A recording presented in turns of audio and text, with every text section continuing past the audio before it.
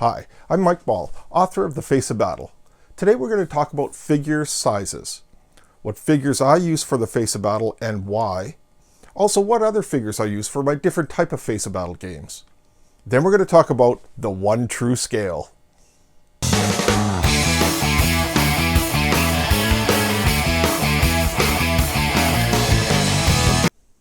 In the 80s I did a lot of miniatures gaming, but I always liked World War II skirmish gaming. Esky and Airfix 1/72 scale plastic figures were available. Airfix, Revell, Italeri, and Heller models. I really enjoy making 1/72 scale models, so I think that's what brought me to 20 millimeters when I restarted gaming in the late 90s. Now, when I really got into gaming in the late 90s, I could have went 15, 20, or 25 millimeter figures. I chose 20 millimeter figures. It's the same reason they invented HO scale. There was always O scale, which is about 1/48 scale, and N scale lower. They made HO scale 1/87 scale because it looks the best on a table from about 3 feet away. It looks the most realistic. I had model railroads at that time, so to me 20 millimeters seemed very natural. It looks the best at a table from about 3 feet away. So that is why HO scale became very, very popular and eclipsed O scale. It looks better on the table from about 3 feet away.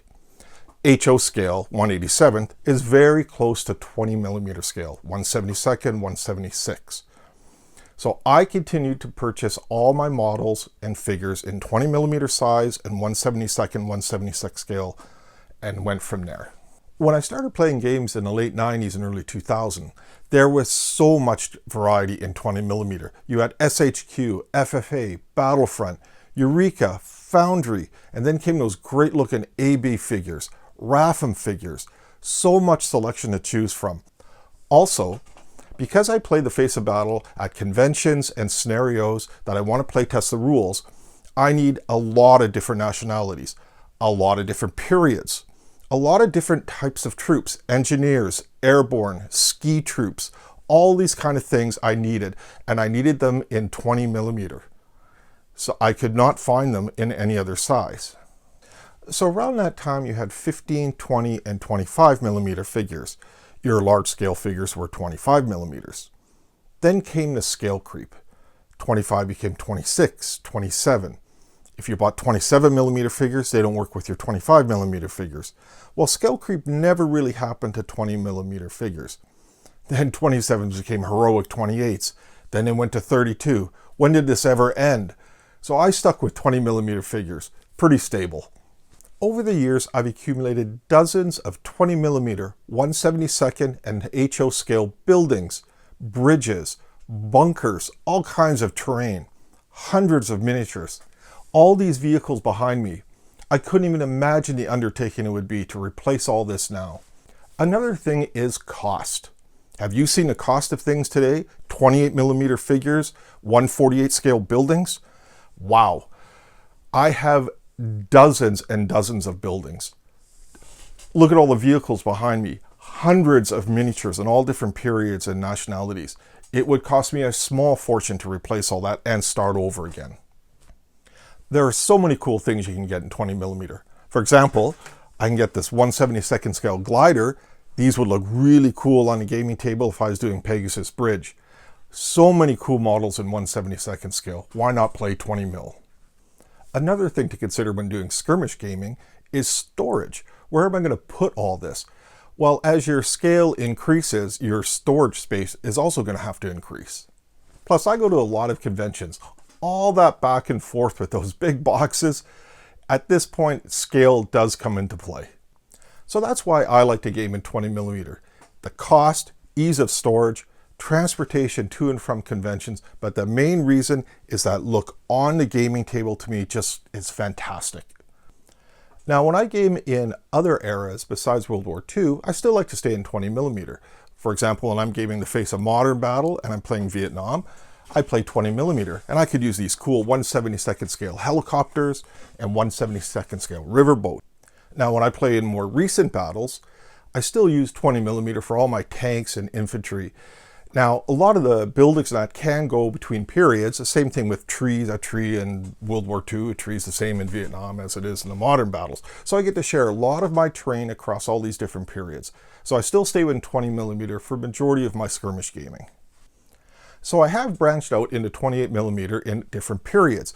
I'm currently working on a French and Indian War version of the Face of Battle, and I use 28mm figures for that. I don't need any vehicles, I only need a few buildings, and it's still skirmish, so I don't need a lot of figures. So I'm sticking with 28mm for my French and Indian War rule set.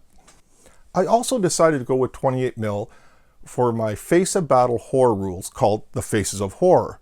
There's just a great selection of 28mm horror figures out there, pulp figures out there, so it's a great era to have of 28mm figures. So I am pretty flexible moving into 28mm figures, especially in periods I don't usually game in, and when I don't have to buy a lot of stuff. Would I get into 28mm World War II gaming today if I started over and I had none of these 20mm figures behind me? Well, maybe. Let's say if I was in a club, I could concentrate on a specific nationality and a specific period. I could play late war Germans and really build up a force there. Somebody else might be 8th Army. Somebody else might be American Airborne. Then we could switch around units between us. Plus, I could leave all the terrain at the clubhouse and not have to bring it back and forth. So that might get me into 28mm gaming.